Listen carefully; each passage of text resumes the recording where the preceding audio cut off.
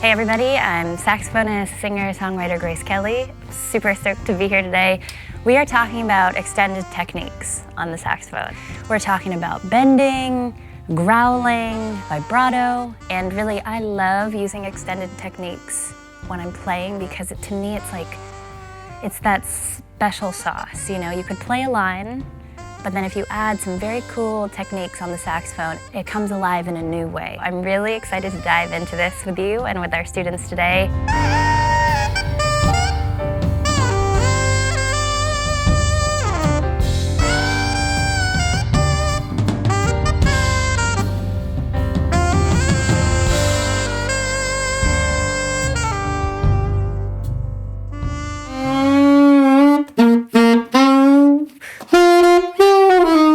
Hello, Zoe. Hello. What's going on? I'm good. How are you? I'm doing well. I'm excited to get into this. Me too. How long have you been playing the saxophone? 3 years. 3 years. Awesome. Yeah. Do you have a favorite song or a favorite player? I'm learning Rewrite the Stars from The Greatest Showman right now. Oh, very cool. Have you done much with extended techniques when I talk about like bending, growling, vibrato? I've bended sometimes in band. Cool. Very cool. Yeah. Well, actually, I wanted to start with that, with bending. Yeah. So give me a little example of, if I just said, bend a note for me right now. Okay. This will be great for our listeners.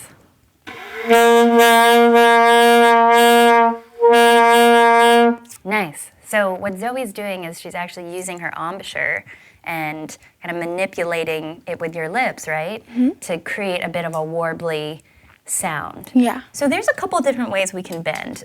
One is the way that you just intuitively did with the embouchure, but I want to actually show you a different way, which is to bend with the fingering. So what we're going to do is we're going to play our F sharp, which is a half step below the target note. Yes. And then we're going to just lift the key super slowly. So I'll show you an example. Does that make sense? Yeah. Give it a try.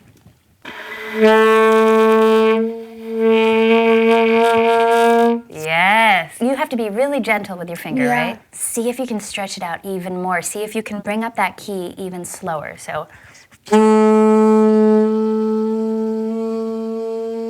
see how slow you can do it.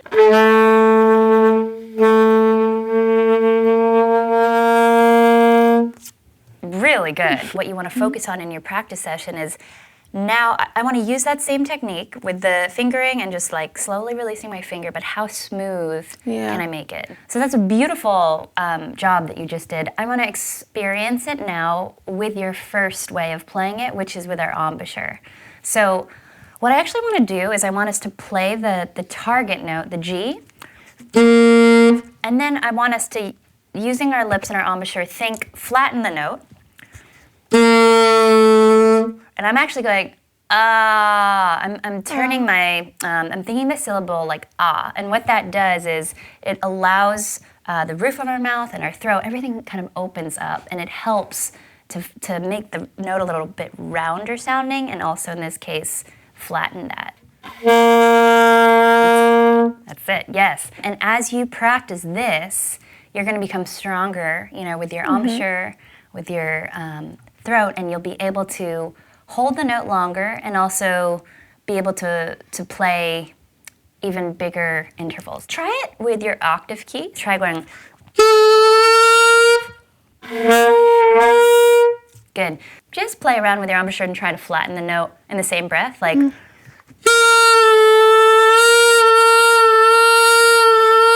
doesn't have to be exact. Yeah.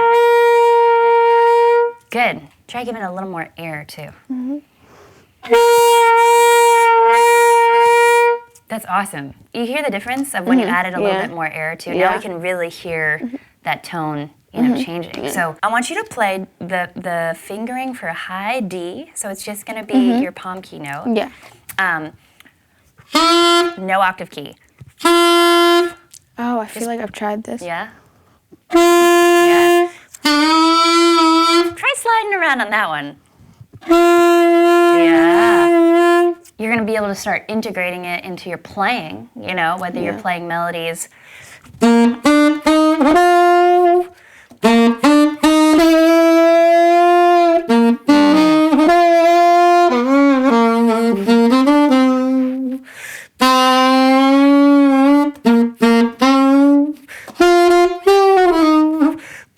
What's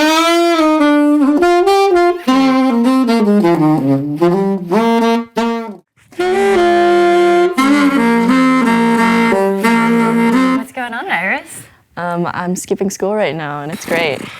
I mean, what a day. Yeah. How long have you been playing? Since 4th grade, so almost 7 years. What's like a favorite style of music or favorite player of yours? I really like Kenny Garrett. Yeah, I'm a big fan of Kenny Garrett. I remember like first hearing his I love his sound. his sound sounds like so rooted to me, like he's like the saxophone tree or something. Yeah.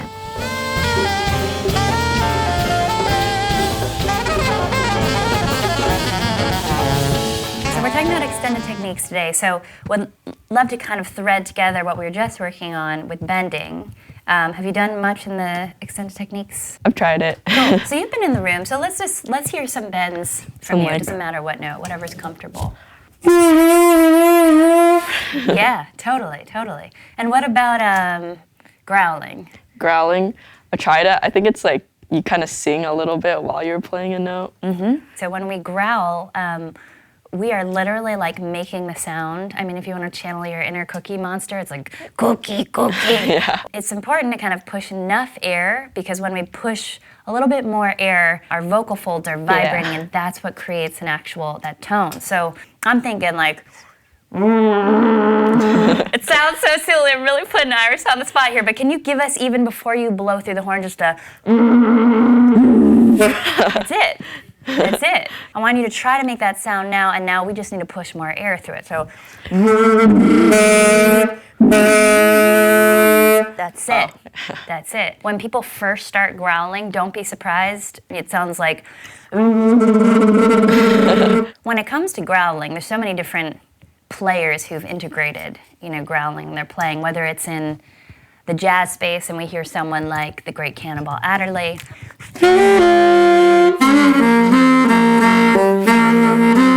Right? And it's kind of a consistent growl. And sometimes it's a little bit more subtle. Like it might not be super in your face, or it might only be in certain notes. And then you hear someone like Clarence Clemens or Junior Walker playing some like hardcore blues or Motown or rock and roll, where the growl is like, it is right in your face, and that really speaks to the different styles of music that we're playing in. And the super cool thing about the saxophone is how it really can lend itself into these different styles as a voice. The very first thing that we all need to practice is just like pure isolation of the note and of the technique. I want you to play a phrase. We could even do, I want you to start the phrase with the growl and then stop the growl. So be.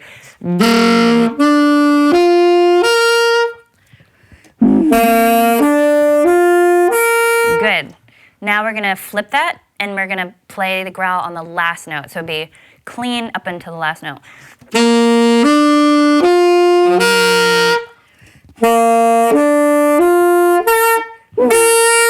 Play it through all the way with the growl. So.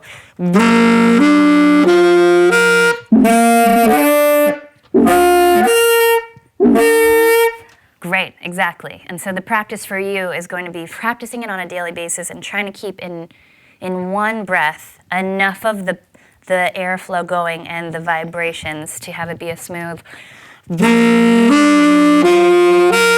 Some people actually think that they need to practice the growls like super loud, but I don't really recommend that, because it's just going to be extra hard on your, vocal cords and harsh, and there's no reason. You don't need to practice it like. It takes a whole lot of. It takes a lot of air. It takes a lot of things happening with your embouchure. But mezzo forte.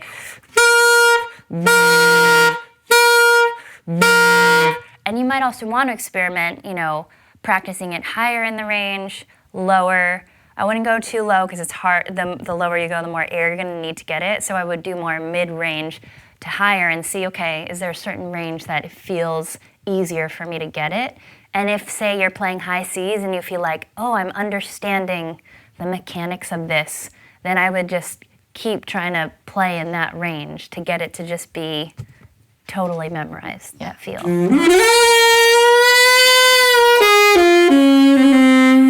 how long have you been playing? Probably about 8 years. Nice. 8 years or something like that. Yeah. Nice. Favorite players, favorite styles of music? Dex and Train, of course, and then I think for more like ideas and stuff, I really dig Sonny lately. Rollins, that is. Sonny Stitt's great too. Oh, More of a yes. Rollins guy myself, so yeah. I got the chance to play for Sonny Rollins once, which was wild. So Emilio Lyons, who found my initial horn before I switched to Yamaha, I had my Mark VI Selmer at home, and Emilio was like, he fixed Stan Getz horn, very close with him. Branford Marcellus, like he's known as the sax doctor. Yeah. And Sonny Rollins would always bring him his horn. He's like the only one who could fix He was the it guy, out. huh? And he was in Boston. I grew up in Boston. Whoa, and so very cool. One day, Emilio called me up and he said, Sonny's coming in tomorrow morning before the shop opens. So, come on by. Woo. And I was so stoked, man. And I walked in and it was literally just the two of them. And then he was like, play something for Sonny. And I was like, didn't really know what to play. I started improvising. He was the coolest guy, and he said, it sounds like you really like to improvise. And I was like, yeah. And he's like, I like to do that too. Whoa. And he was saying, he's like, I like to just make up melodies, like when I practice. And I was just thinking like, wow, well, when I hear your music and hear your improvisation, it's like that. It's so much about melodies. Yeah, seriously. So speaking of like Sonny Rollins and some of the great people you're talking about, Dexter Gordon, it's like when you think about them and they're playing, does like a specific vibrato come to mind? Yeah, I definitely think that that Dex has more of like a wider vibrato, and I think part of that, I mean, he definitely is super jaw heavy on his vibrato, and so in his scoops and whatnot, and the other guys too, definitely. But Sonny's vibrato typically, I think, is a little faster. We're talking about some of your favorite players, and you're like able to already be in that recording of them. And I think it's such a defining thing, of course, with one's tone. Yeah. One of my first real transcriptions that I spent a lot of time doing was Johnny Hodges' solo on Isfahan with the Duke Ellington Orchestra. And it's like, and at first when I was trying it, I was like, I can't for the life of me get these bends, but spending time with it,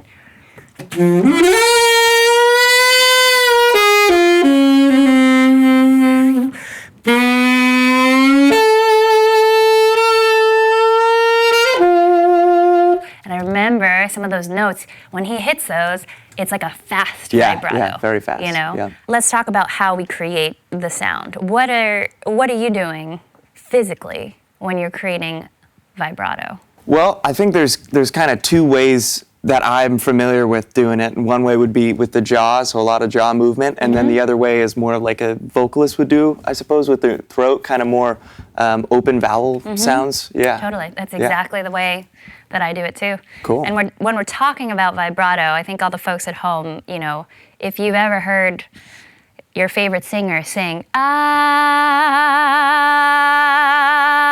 or anything in between, it's kind of these pitches that are shifting. Sometimes it could be big as a half step, sometimes it could be like these tiny semitones in between, but that's what we're speaking about. I want to play different speeds, speeds of vibrato, and we'll just pick a concert B flat, and let's do first kind of a wider, slower vibrato.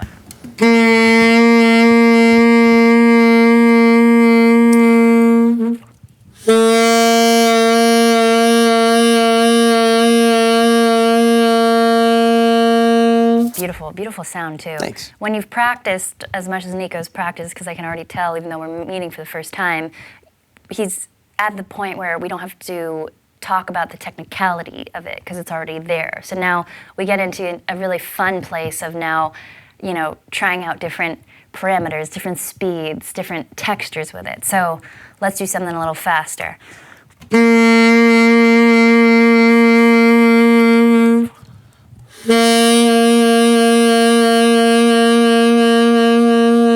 Nice. Now we're going to take it up an octave, and we're going to add a glissando from below into a note with vibrato. So it sounds like.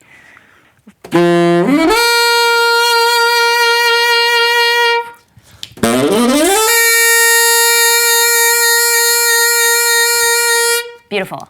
One of my teachers, the great late Lee Conants, when I was studying with Lee, he really pushed me when it came to figuring out where to use certain techniques, but also just being really mindful of it. Because I got to this point when I was first studying with him that I was bending a lot of notes all the Becomes time. habitual, yeah.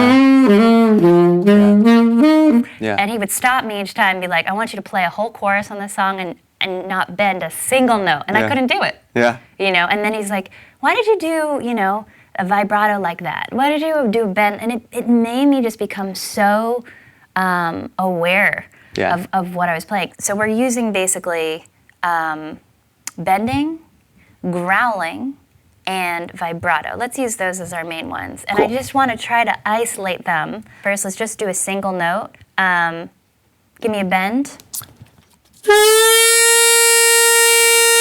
Great. Just growl on that note. Awesome. Now I want to hear it, just vibrato of your choosing on that note.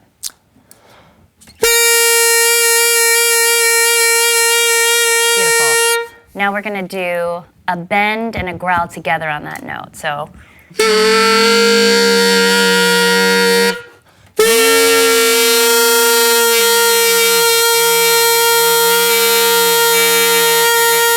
Awesome. Now we're going to do a growl with vibrato.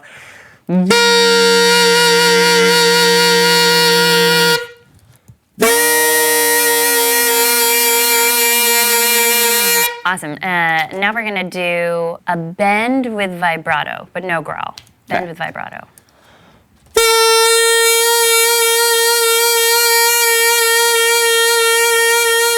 And now you're going to do them all. Bend, growl, vibrato. Okay.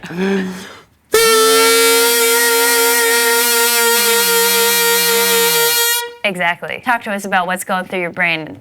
Well, I think I'm trying to get the best airflow ultimately, because I'm thinking so much with my mouth. I'm like, oh, I have to actually put some air through my lungs, and Right. So I just want to take it into the phrase. Let's take Somewhere Over the Rainbow, and on that last note, give me a bend with vibrato.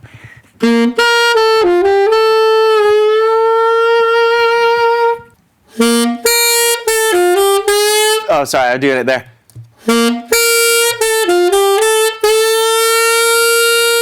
Great. And see, this is great because when we put it into songs, again, we are testing the habits that we have when we play those songs. Right, yeah, I habitually did it on D, yeah. Let's end this session where, let's play a little blues together. Yeah. And I just want you to freely use these extended techniques in your solo. What are you trying to say, and how can those extended techniques help us feel that even more? You want to cut me off? A one, a two,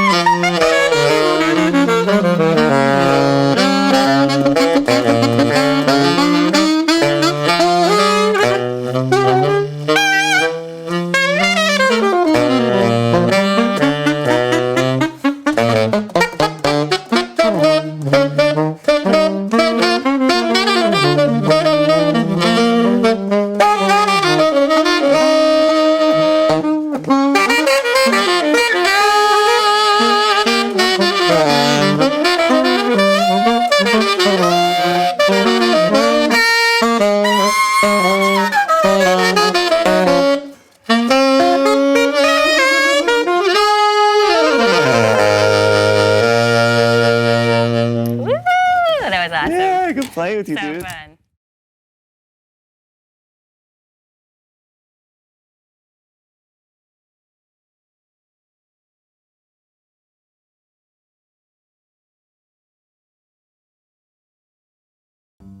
Hi everyone, it's Terrence Blanchard. Thanks for watching. If you enjoy these videos and concerts we post every week, you can support this work by becoming an SFJAZZ member. Members are the heartbeat of SFJAZZ, our superfans who love and celebrate this music. Yes, members get some cool perks too. But members really fuel everything we do at SFJAZZ. All the education programs we do in the community and at our building. All the world premieres and boundary-pushing programs that happen on our stage. And of course, all the videos and concerts you can now watch on SFJAZZ at home, bringing access around the world. We hope you join. It's easy to sign up. You know what to do.